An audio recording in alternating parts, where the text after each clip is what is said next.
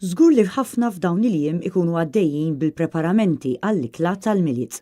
Fil-kurja tal-Arċisqof ukoll bħalissa numru ta' volontira mill-Caritas Malta jinsabu impenjati biex nhar il-miliet jilqgħu għall-ikel lil dawk fostna li jinsabu weħidhom minħabba ċirkustanzi differenti.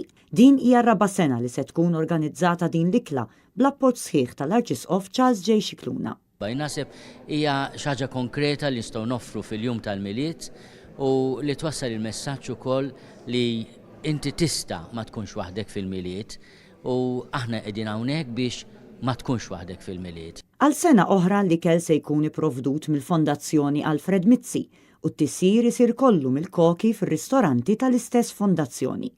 Barra minn hekk hemm diversi kumpaniji oħra li se joffru prodotti b'donazzjoni. Id-direttur tal-Caritas Anthony Gatt spjega kif l-invit għal din l-ikla u estis għal daw kollha li jħossuhom weħidhom irrispettivament mill-istat finanzjarju tagħhom. Fil-bidu bdejna ħsibna nies li huma forsi batuti finanzjarjament, forsi li huma homeless, però mbagħad bdejna nindunaw ukoll li kienu qed jersqu lejna nies li forsi finanzjarjament qed ifendu imma ibatu s-solitudni.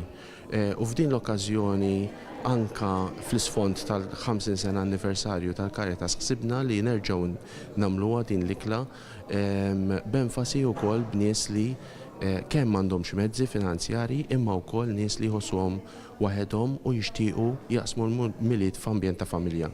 Waqt l-ikla ta' nhar it-tlieta li tibda f'nofsinhar fil-kurja tal-Arċisqof se jkun hemm divertimenti provdut mill-grupp Extend. Barra minn hekk ukoll Caritas Malta wara li tgħaddi l-ikla tibqa' ssegwi l-każijiet individwali ħalli s-solidarjetà murija nhar il-miliet titkompla tul is-sena kollha.